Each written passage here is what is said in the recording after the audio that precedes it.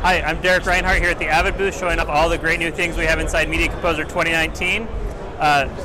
First off, we have this all-new paneled interface.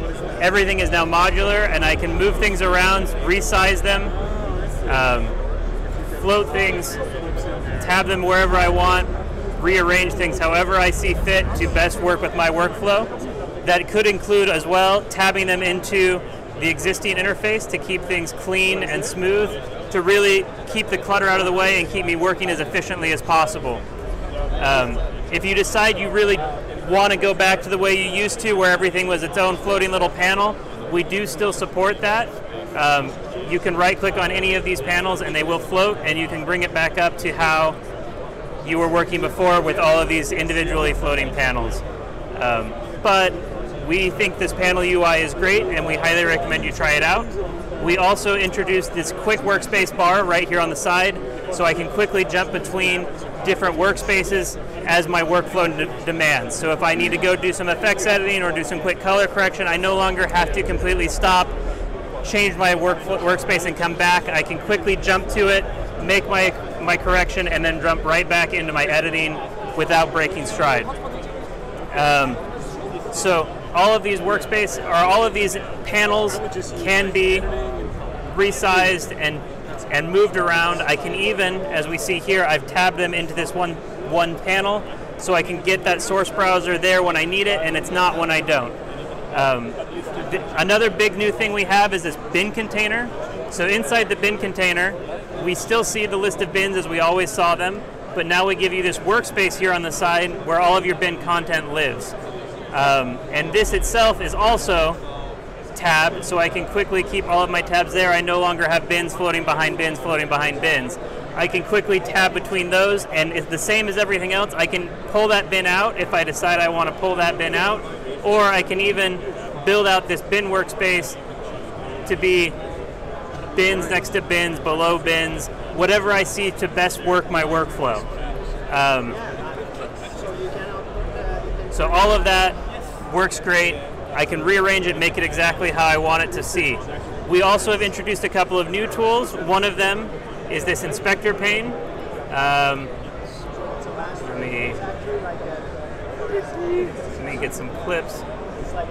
So this inspector pane will quickly show me all of the information about any of the clips as I jump around, so I no longer have to right-click, get info, get the information, close it, go back to my work. I can quickly and easily use that information as I'm going through. But for those times I don't need it, I've put my audio mixer behind it, so I can very quickly see my audio when I'm playing back a sequence, and inspector when I'm going through and reviewing my clips. With the bins as well, we've introduced this idea of a bin map. So I no longer have to go here and scroll and find wherever I had that clip in my bin. I now have this map up in the corner where I can quickly jump around and find the clip exactly where I left it. We have also, if you may have noticed, the bin container does not have all the settings you were used to with the project window.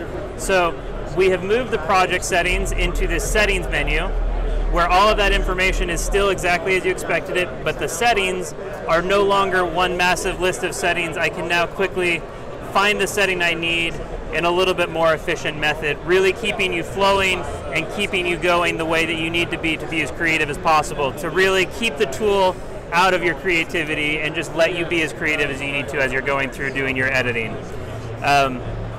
We also are pleased to announce we are part of the ACES logo program now in the all-new Editorial Finishing category, which means that Media Composer now supports a full 32-bit pipeline for end-to-end color correction, or end-to-end color and correction. So I can have my review monitor showing my ACES HDR, I can have my monitor showing my Rec 709 or my sRGB, and I can finish that all out exactly as I would expect to be able to finish it off. And when I'm done, I can then package that up and send that off in an industry standard IMF format for OTT delivery to any of your providers that you may be delivering to. We are also pleased to announce that with that EXR support, or with that IMF support, we can also import that back in for review or QA as needed.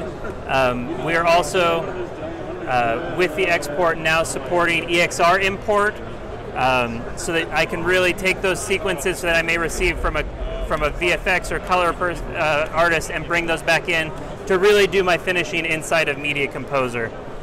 We are also very pleased to announce that Media Composer now supports OP1A for media creation.